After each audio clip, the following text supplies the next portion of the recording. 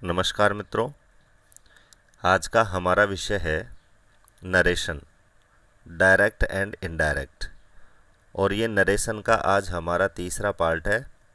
इससे पहले हम जनरल इंग्लिश, जो हमारे first grade first paper English का जो तीसरा पार्ट है, नरेशन डायरेक्ट इनडायरेक्ट, इसके 2 पार्ट हम कंप्लीट कर चुके हैं।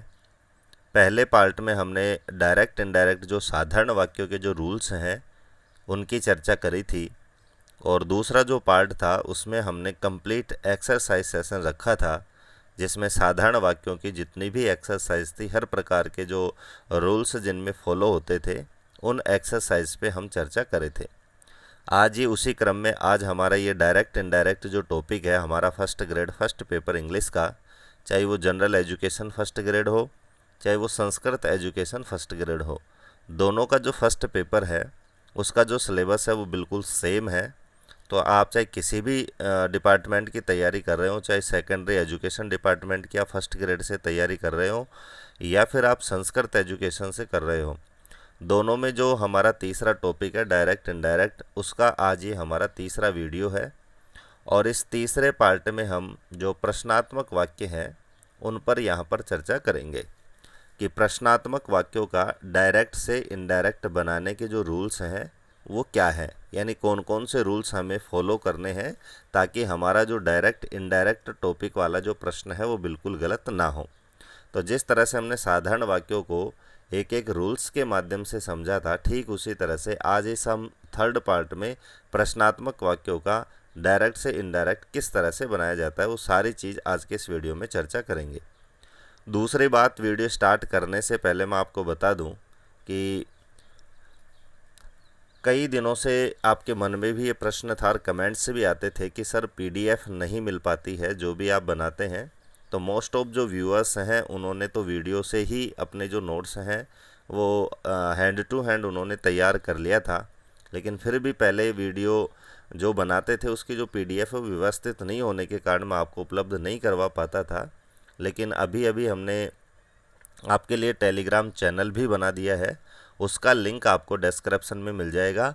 वहाँ से आगे जो भी वीडियो आएगी उसकी आपको पीडीएफ वहाँ पर मिल जाएगी। इससे पिछले 2 वीडियो थे, हिस्ट्री का भी साथ में हम चल रहे हैं, जिसमें हमने 1857 की क्रांति के 2 पार्ट पूरे कर चुके हैं। तो दोनों की जो पीडीएफ है वहाँ पर मैंने उपलब्ध करवा दी है। और एजुकेशन से संबंधित, आपकी परीक्षा से संबंधित जो भी सूचनाएं आती हैं वो भी मैं उस चैनल पर आपके लिए उपलब्ध करवाता रहूँगा। तो आप डिस्क्रिप्शन में जा कर के और हमारे लिंक पर आप क्लिक करके हमारे टेलीग्राम चैनल से भी आप जुड़ सकते हैं। दूसरी बात जो आज के इस वीडियो में मैं आपसे चर्चा करूंगा कि कल ही आपकी जो डेट है वो भी घोषित हो चुकी है, क्योंकि बहुत दिनों से कई साथियों के ये भी कमेंट थे कि सर एक वीडियो ऐसा भी बनाओ जिसमें आप ये बताओ कि कौन सा एग्ज़ाम कब तक हो सकता है। तो वहाँ भी मैं कमेंट्स में भी जवाब देता था, पर्सनली भी जब बात करता था तो साथियों में यही कहता था कि आरपीएससी की जो भी परीक्षाएं आज तक हुई हैं उसका कोई भी अंदाज़ा लगा पाना मुश्किल है। ये केवल हम अंदाजे से कहते हैं कि इस समय हो सकती है, अक्टूबर में हो सकती है, सितंबर में हो सकती है, लेकिन एग्जैक्ट हमें पता नहीं रहता है, क्योंकि सबसे बड़ी जो खासियत है राजस्थान लोक सेवा आयोग की वो गोपनीयता है। और इसी गोपनीयता के कारण आरपीएससी को पहचाना जाता है कि एक दिन पहले तक भी हमें ये पता नहीं होता है कि कल क्या होने वाला है।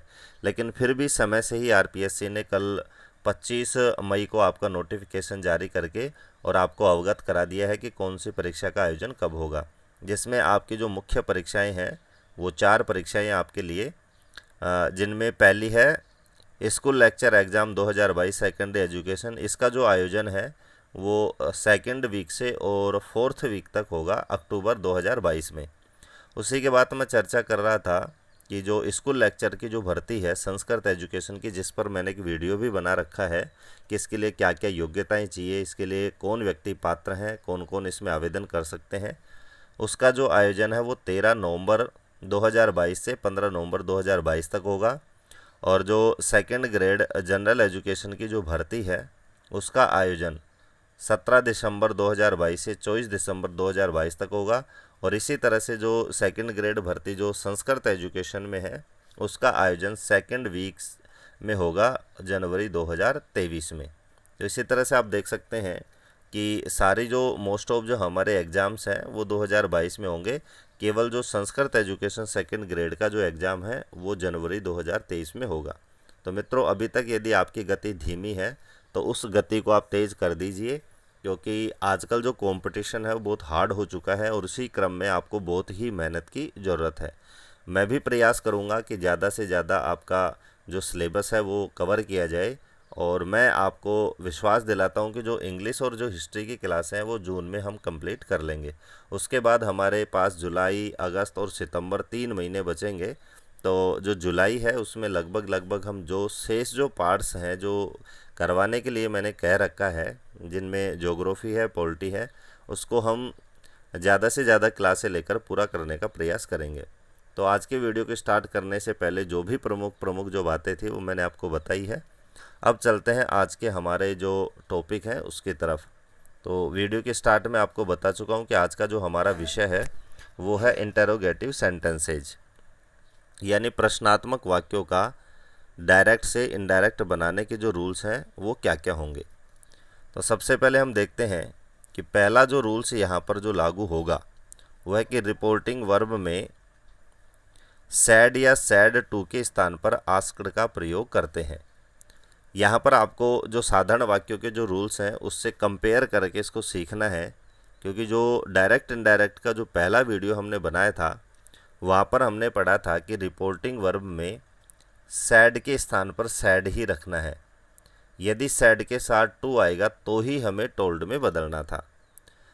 दूसरी बात यहाँ पर जो विशेष ध्यान रखनी है वो यही है कि प्रश्नात्मक वाक्यों का यदि डायरेक्ट से हम इनडायरेक्ट बना रहे हैं तो हमें टोल्ड का प्रयोग नहीं करना है। किसका करना है? आस्क्ड का। चाहे वहाँ पर टू लगकर ऑब्जेक्ट आए, चाहे टू लगकर ऑब्जेक्ट नहीं आए, तो दोनों चीज़ें याद रखनी है। केवल सैड आए तो भी आस्क्ड में बदलना है, और सैड टू आए तो भी हमें आस्क्ड में बदलना है। इसको समझने के लिए आपको पहला जो पार्ट है साधारण वाक्यों का डायरेक्ट से इनडायरेक्ट बनाने का, वो आपको देखना होगा, और जो टेंस है वो भी आपको समझना होगा। क्योंकि जो मोस्ट ऑफ जो ग्रामर के टॉपिक हैं इंग्लिश ग्रामर के, चाहे वो पैसिव वॉइस हो, चाहे वो डायरेक्ट इनडायरेक्ट हो, उनको समझने के लिए हमें टेंस को समझना बहुत ज़रूरी है। तो पहला जो सारी चीज़ें मैंने आपको इसका जो फर्स्ट पार्ट था उसमें बता रखा है कि रिपोर्टिंग वर्ब किसे कहते हैं, रिपोर्टेड स्पीच किसे कहते हैं। इसलिए मैं यहाँ पर सिर्फ डायरेक्ट नाम लिख रहा हूँ कि रिपोर्टिंग वर्ब में जो सैड या जो सैड टू है उसके स्थान पर हमें प्रश्नात्मक वाक्यों का डायरेक्ट इनडायरेक्ट बनाते समय किसका प्रयोग करना है? आस्क्ड का प्रयोग करना है। दूसरे रूल्स की बात करें तो दूसरा जो रूल्स है वो रिपोर्टेड स्पीच की बात करते हैं कि रिपोर्टेड स्पीच में यदि प्रश्न की शुरुआत WH वर्ड से हो रही है तो उसी WH वर्ड को कनेक्टिव वर्ड के रूप में हम प्रयोग कर लेते हैं।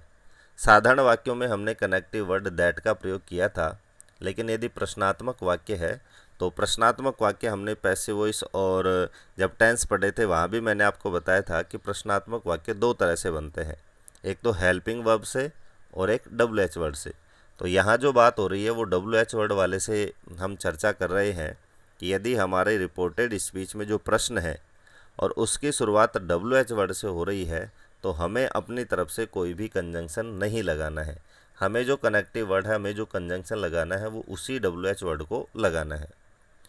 और दूसरे प्रश्नों की बात करें कि यदि हमारे प्रश्न की शुरुआत किससे हो रही है? हेल्पिंग वर्ब से हो रही है, तो हमें जो कनेक्टिव वर्ड है, जो कंजंक्शन है, वो अपनी तरफ से इफ़ या वेदर लगाना है। तो यहाँ पर आप देख सकते हैं, क्योंकि हमें जैसे 10th और 12th की तरह पूरा तो बनाना नहीं है कि डायरेक्ट का वाक्य आएगा और उसे हमें कन्वर्ट करके लिखना है, हमें ऑप्शन में मिलेगा, इसलिए मैंने दोनों शब्द लिखे हैं। आपके ऑप्शन में इफ़ भी मिल सकता है और वेदर भी मिल सकता है। तो यहाँ दोनों ही प्रश्नों की बात मैं कर चुका हूँ।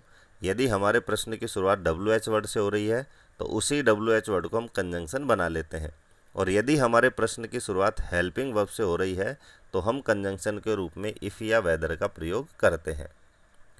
चौथे नियम की बात करते हैं तो चौथा नियम है कि वाक्य को साधारण बना देते हैं। बहुत ही इम्पोर्टेंट ये रूल्स है कि हमारा जो प्रश्नात्मक वाक्य उसको साधारण बना देते। इसका मतलब है कि हमारा जो रिपोर्टेड स्पीच यानी इन्वर्टेड कोमा के जो अंदर जो प्रश्न आएगा वो इस तरह से होगा। सबसे पहले उसमें WH वर्ड होगा, उसके बाद हेल्पिंग वर्ब होगी, उसके बाद सब्जेक्ट होगा, उसके बाद मैन वर्ब होगी, उसके बाद ऑब्जेक्ट होगा, उसके बाद रेस्ट ऑफ द सेंटेंस के जो वर्ड्स हैं वो होंगे, लास्ट में वहाँ पर आपके प्रश्नात्मक चिन्ह होगा। यदि हमारा वाक्य हेल्पिंग वर्ब से है तो इन्वर्टेड कोमा के अंदर हमारा ये पार्ट मिलेगा। सबसे पहले हेल्पिंग वर्ब होगी, उसके बाद सब्जेक्ट होगा, उसके बाद मैन वर्ब होगा, उसके बाद ऑब्जेक्ट होगा, उसके बाद ईटीसी और प्रश्नात्मक चिन्ह होगा। तो जब इसे हम इनडायरेक्ट में बदलते हैं तो उसे हम साधारण वाक्य में बदल देते हैं। साधारण वाक्य का मतलब है कि यदि हमारा प्रश्न WH वर्ड से है तो हम कंजंक्शन के रूप में WH वर्ड लगा के और सबसे पहले हम सब्जेक्ट का प्रयोग करते हैं, उसके बाद हेल्पिंग वर्ब का प्रयोग करेंगे, उसके बाद मैन वर्ब का प्रयोग करेंगे, उसके बाद ऑब्जेक्ट का प्रयोग करेंगे और लास्ट में जो प्रश्नात्मक चिन्ह है उसको हटा करके हम फुल स्टॉप का प्रयोग करते हैं। लिख भी दिया है कि अंत में फुल स्टॉप का प्रयोग हमें करना है। तो जो चौथा नियम है वो आपके समझ में आ गया होगा कि जो प्रश्नात्मक वाक्य है उसको हम साधारण वाक्य बना देते हैं। लास्ट जो नियम है वो है कि शेष नियम साधारण वाक्यों की तरह ही लागू होंगे। तो मैंने आपको वीडियो के स्टार्ट में ही मैं आपको बता चुका हूँ कि इस पार्ट को समझने के लिए आपको साधारण वाक्यों का डायरेक्ट इनडायरेक्ट समझना ज़रूरी है, क्योंकि वहाँ पर जो प्रमुख प्रमुख नियम है वो मैं बता चुका हूँ और ज़्यादातर जो रूल्स हैं वो उसी के अनुसार यहाँ पर चलते हैं। तो शेष नियम जो यथावत रहेंगे वो कौन कौन से हैं? तो पहला नियम है टेंस संबंधी परिवर्तन। तो साधारण वाक्यों में हमने पढ़ा था यदि रिपोर्टिंग वर्ब में प्रेजेंट और फ्यूचर टेंस है तो रिपोर्टेड स्पीच यानी इन्वर्टेड कोमा के अंदर जो वाक्य है उसका टेंस परिवर्तन नहीं होता है। तो प्रश्नात्मक वाक्यों में भी हम उसी नियम को लागू करेंगे। यदि हमारा रिपोर्टिंग वर्ब में प्रेजेंट या फ्यूचर टेंस है तो रिपोर्टेड स्पीच में जो प्रश्नात्मक वाक्य है उसके टेंस में हमें कोई बदलाव नहीं करना है। इसके विपरीत यदि रिपोर्टिंग वर्ब यानी इन्वर्टेड कोमा के बाहर यदि पास्ट टेंस है तो रिपोर्टेड स्पीच का जो टेंस है वो बदल जाता है। और बदलने के जो नियम है वो हम साधारण वाक्यों में पढ़ चुके हैं। Present indefinite past indefinite, present continuous past continuous, present perfect past perfect, present perfect continuous past perfect continuous. Past indefinite past perfect में जाता है और past continuous past perfect continuous में बदलते हैं। तो ये जो नियम है वो साधारण वाक्यों की तरह ही लागू होंगे। दूसरा जो नियम है जो साधारण वाक्यों की तरह ही लागू होंगे वो है प्रोनाउन संबंधी परिवर्तन। कि यदि रिपोर्टेड स्पीच में फर्स्ट पर्सन है तो सब्जेक्ट के अनुसार, सेकंड पर्सन है तो ऑब्जेक्ट के अनुसार और थर्ड पर्सन है तो नो चेंज। फर्स्ट पर्सन किसे कहते हैं, सेकंड पर्सन किसे कहते हैं, सारी चीज़ें हम वहाँ पढ़ चुके हैं। और दूरी संबंधी जो परिवर्तन है वो भी यथावत रहेंगे। जैसे दिस है तो हम दैट में बदल देंगे, दीज है तो उसको दोज में। जो सारे के जो नियम है वो यथावत रहेंगे। तो जो 3 रूल्स हैं वो साधारण वाक्यों की तरह ही रहेंगे। तो जो नए जो रूल्स हैं वो यहाँ पर मैंने स्पेशल आपको 4 रूल्स के रूप में यहाँ पर बता दिया है। और जो साधारण वाक्यों के जो रूल्स हैं उसको मैंने यहाँ पर लिख दिया कि शेष नियम हमारे यथावत रहते हैं। तो मुझे लगता है कि सारे जो रूल्स हैं वो आपके समझ में आ गए होंगे। फिर भी यदि कोई डाउट है तो वो एक्सरसाइज से हमारे क्लियर हो जाएंगे, क्योंकि इंग्लिश ग्रामर की सबसे बड़ी विशेषता है, और न केवल इंग्लिश ग्रामर की बल्कि सभी जो ग्रामर है उसके जो डाउट रह जाते हैं वो एक्सरसाइज ज़्यादा से ज़्यादा हम एक्सरसाइज करते हैं तो वहाँ हमारे डाउट्स क्लियर हो जाते हैं। तो सबसे पहले हम देखते हैं अब एग्जाम्पल। रूल्स हम देख चुके हैं, परीक्षा की डेट्स आपकी घोषित हो चुकी है। उससे पहले मैं आपको टॉपिक का नाम भी बता चुका हूँ, और जो PDF है आज की वीडियो की, लास्ट 2 दिन की वीडियो की, आने वाली जो वीडियो की है वो आपको हमारे टेलीग्राम जो चैनल है डिस्क्रिप्शन में वहाँ पर मिल जाएगी। तो सबसे पहले हम देखते हैं, पहला एग्जाम्पल है कि she said to Hari, comma inverted comma are you a student, और लास्ट में प्रश्नात्मक चिन्ह और इन्वर्टेड कोमा यहाँ पर बंद है। तो सबसे पहले हमें देखना है कि जो हमारा रिपोर्टिंग वर्ब है यानी इन्वर्टेड कोमा के बाहर वाला हिस्सा है उसमें सिर्फ हमें सैड या सैड टू को बदलना है। तो यहाँ पर सैड टू है उसकी जगह हम आस्क्ड कर देते हैं, सी को यथावत रखेंगे, हरी को हम यथावत रखेंगे। अब दूसरा जो हमें सावधानी बरतनी है वो ये देखनी है कि हमारा जो प्रश्न है वो हेल्पिंग वर्ब से शुरू हो रहा है या फिर WH वर्ड से। तो यहाँ हम देख सकते हैं हमारे प्रश्न की जो शुरुआत है वो हेल्पिंग वर्ब से है, तो यहाँ पर हम जो कनेक्टिव वर्ड है वो इफ़ का प्रयोग करते हैं। फिर हमने पढ़ा था कि हमारा जो प्रश्नात्मक वाक्य है उसको हम साधारण वाक्य में बदल देते हैं। तो साधारण वाक्य का मतलब सबसे पहले हम सब्जेक्ट लेकर के आएंगे, तो यहाँ हमारा सब्जेक्ट है यू, और यू हमारा सेकंड पर्सन है, तो इसको हम सब्जेक्ट ऑब्जेक्ट के अनुसार बदलते हैं। ऑब्जेक्ट में हरी, इसका प्रोनाउन होगा ही। उसके बाद हम देखते हैं कि रिपोर्टिंग वर्ब में यहाँ पर पास्ट टेंस है, तो हमारा जो रिपोर्टेड स्पीच है उसके टेंस में भी हमें बदलाव करना है। तो यहाँ पर हमारा बदलाव था प्रेजेंट इंडेफिनेट, यानी आर के साथ आईएनजी का प्रयोग जब नहीं होता है तो वो प्रेजेंट इंडेफिनेट होता है, तो इसको हम पास्ट में लेकर जाएंगे। तो यहाँ पर ही के साथ हम वाज का प्रयोग करेंगे। उसके बाद जो रेस्ट ऑफ द सेंटेंस है ए स्टूडेंट, उसको लिख करके और लास्ट में हमें फुल स्टॉप का प्रयोग करना है। तो कंप्लीट हमारा सेंटेंस बन गया कि सी आस्क्ड हरी, कंजंक्शन हमने इफ लगाया, वाक्य को साधारण बना दिया, प्रोनाउन संबंधी परिवर्तन हमने कर दिया, टेंस संबंधी परिवर्तन हमने कर दिया और वाक्य बन गया ही वाज ए स्टूडेंट। तो यहाँ आप देख सकते हैं ये वाक्य प्रश्नात्मक था, उसको हमने साधारण वाक्य में बदल दिया। तो साधारण वाक्य में बदलने का सीधा सा नियम है, सबसे पहले सब्जेक्ट, उसके बाद हेल्पिंग वर्ब, उसके बाद मेन वर्ब, उसके बाद ऑब्जेक्ट, उसके बाद ईटीसी, लास्ट में फुल स्टॉप। टेंस संबंधी परिवर्तन हमें करना है यदि रिपोर्टिंग वर्ब में पास्ट टेंस हो तो। नेक्स्ट हमारा एग्जाम्पल है Rakhi said to Atul, can you help me in my work. तो राखी को हमने यथावत रखा, सैड टू की जगह हमने आस्क्ड का प्रयोग किया, अतुल की जगह हमने अतुल रखा, कोमा इन्वर्टेड कोमा। तो यहाँ आप देख सकते हैं हमारे प्रश्न की शुरुआत हेल्पिंग वर्ब से हो रही है, क्योंकि हमारे जो मॉडल्स हैं वो भी हेल्पिंग वर्ब हैं। तो यहाँ कनेक्टिव वर्ड्स के रूप में हमने इफ़ रखा। उसके बाद हमने देखा सब्जेक्ट में यहाँ पर यू है, यू सेकंड पर्सन है, तो इसका जो परिवर्तन है वो ऑब्जेक्ट के अनुसार होगा। ऑब्जेक्ट में अतुल है, तो इसका जो प्रोनाउन है उसका सब्जेक्टिव केस होगा ही। उसके बाद जो कैन है, यहाँ पर पास्ट टेंस होने के कारण कैन को हमने बदला कुड। उसके बाद में हेल्प, उसके बाद यहाँ देख सकते हैं मी फर्स्ट पर्सन है, फर्स्ट पर्सन को हम सब्जेक्ट के अनुसार बदलते हैं। सब्जेक्ट में है राखी, तो राखी का जो ऑब्जेक्टिव केस है वो होगा हर। तो यहाँ पर मी था, ये भी ऑब्जेक्टिव केस में था, तो जब मी को हम राखी के अनुसार बदलेंगे तो इसका भी हमें ऑब्जेक्टिव केस ही यहाँ पर लगाना होगा। तो यहाँ पर हमने प्रयोग किया हर। उसके बाद हमने लगाया इन, और वापस हम देखेंगे माई यहाँ पजेसिव केस है, तो सी का पजेसिव केस भी हर होता है, सी हर हर। तो यहाँ पर फिर हम हर का प्रयोग करेंगे क्योंकि ये भी फर्स्ट पर्सन है और इसका जो बदलाव है वो भी राखी के अनुसार होगा। और लास्ट में हमने प्रयोग किया वर्क और लास्ट में फुल स्टॉप। तो कंप्लीट वाक्य बना कि he could help work in her work. तो यहाँ देख सकते हैं यहाँ पर यू था, उसका परिवर्तन हमने ऑब्जेक्ट के अनुसार किया। बाकी यहाँ पर दो फर्स्ट पर्सन है मी और माई, उसका परिवर्तन हमने सब्जेक्ट के अनुसार किया, क्योंकि मैंने बताया कि प्रोनाउन संबंधी परिवर्तन साधारण वाक्यों की तरह ही रहते हैं। कैन को हमने कुड में बदला क्योंकि रिपोर्टिंग वर्ब में हमारा पास्ट टेंस था। नेक्स्ट एग्जाम्पल है कि he said to Sita, comma inverted comma, when will you go to your school tomorrow, प्रश्नात्मक चिन्ह इन्वर्टेड कोमा बंद। तो सबसे पहले हम सैड टू को बदलेंगे आस्क्ड में, तो यहाँ पर आस्क्ड में बदला। हमारे प्रश्न की शुरुआत WH वर्ड से हो रही है और हमारा WH वर्ड है वैन। तो मैंने आपको रूल्स में बताया कि सेम WH वर्ड को हमें कनेक्टिव वर्ड्स बनाना है। तो यहाँ पर वैन को हमें कनेक्टिव वर्ड्स बनाया और वाक्य को साधारण बना देंगे। तो सबसे पहले हम देखेंगे सब्जेक्ट है यू और यू है सेकंड पर्सन, इसका जो बदलाव है वो ऑब्जेक्ट के अनुसार। ऑब्जेक्ट में है सीता, सीता का प्रोनाउन होगा सी और सी का सब्जेक्टिव केस होगा सी। तो सबसे पहले हमने सी का प्रयोग किया। उसके बाद में विल है, तो रिपोर्टिंग वर्ब में पास्ट टेंस होने के कारण यहाँ पर विल को वुड में बदला। उसके बाद में हमने फर्स्ट फॉर्म का प्रयोग किया।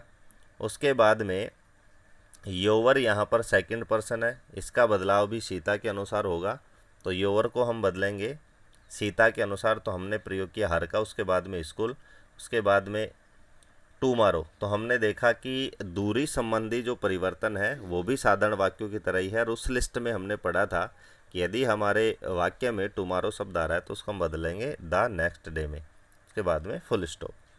नेक्स्ट एग्जाम्पल है कि he said to me, comma inverted comma, do you help Sita.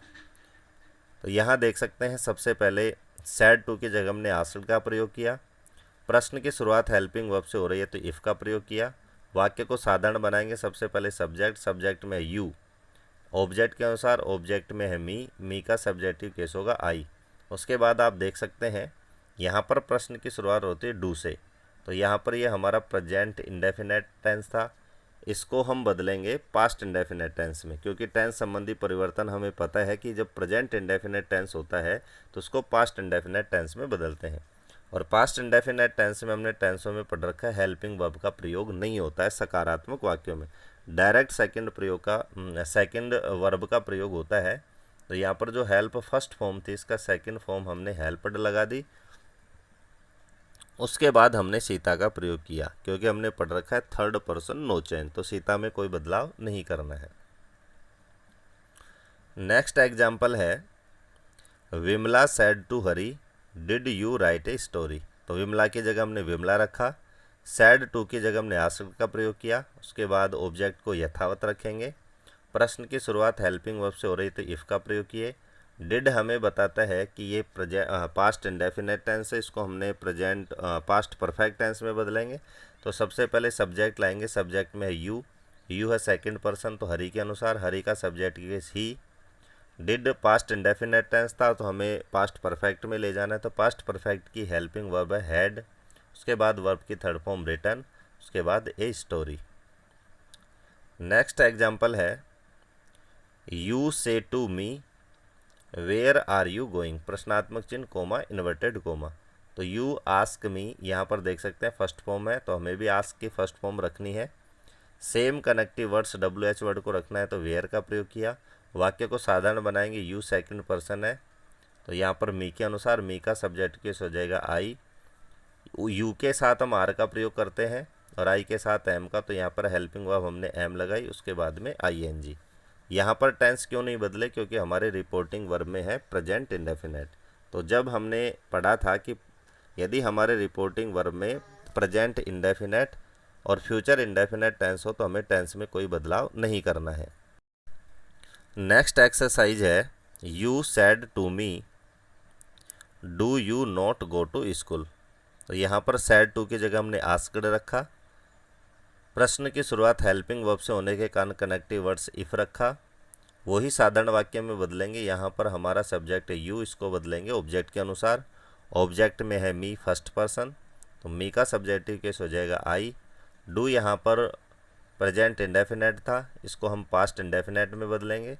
तो ये नकारात्मक वाक्य तो डिड का प्रयोग करेंगे। ऊपर एक एग्जाम्पल आया था वो सकारात्मक वाक्य था, सकारात्मक वाक्यों में हेल्पिंग वर्ब का प्रयोग नहीं होता है। लेकिन यहाँ पर ये प्रेजेंट इंडेफिनेट का नेगेटिव सेंटेंस है, तो जब इसको हम पास्ट में बदलेंगे तो भी ये नेगेटिव रहेगा। उसके बाद में डिड नॉट, उसके बाद go to school. Last exercise है Mohit said comma inverted comma why were they late. तो यहाँ पर देख सकते हैं कि सैड के साथ टू लगकर ऑब्जेक्ट नहीं है, तो भी हमें इसको आस्क्ड में बदलना है। साधारण वाक्यों में हमने पढ़ा था कि सैड को टोल्ड में तभी बदलना है जब उसके साथ में टू लगकर ऑब्जेक्ट हो, लेकिन प्रश्नात्मक वाक्यों में आपको ध्यान रखना है कि सैड के साथ टू लगकर ऑब्जेक्ट आए या ना आए, उसको हमें आस्क्ड में बदलना है। उसके बाद में प्रश्न की शुरुआत हो रही है WH वर्ड से, तो सेम WH वर्ड को हमने यहाँ पर कनेक्टिव वर्ड्स के रूप में यूज किया। वाक्य को साधारण बनाएंगे, तो दे यहाँ पर थर्ड पर्सन है तो दे को हम यथावत रखेंगे क्योंकि थर्ड पर्सन नो चेंज। उसके बाद हम देखेंगे कि वर यहाँ पर पास्ट इंडेफिनेट टेंस है तो इसको हम पास्ट परफेक्ट में बदलेंगे, तो हैड बीन और उसके बाद में लेट। उसके बाद में हमें फुल स्टॉप का प्रयोग यहाँ पर करना है। तो सबसे पहले स्लाइड में हमने रूल्स के बारे में देखा, दूसरे में हमने कंप्लीट एक्सरसाइज यहाँ पर आपको दी है। फिर भी आपको कोई डाउट हो तो आप कमेंट बॉक्स में कमेंट करके यहाँ पर पूछ सकते हैं, क्योंकि ये थोड़ा मैंने बताया था कि पैसिव वॉइस एक सीमित नियमों का एक टॉपिक है, लेकिन डायरेक्ट इनडायरेक्ट जो है वो विस्तृत नियमों का एक टॉपिक है। तो आपको हर टॉपिक को एग्जाम्पल से कंपेयर करके आपको इसको समझना है।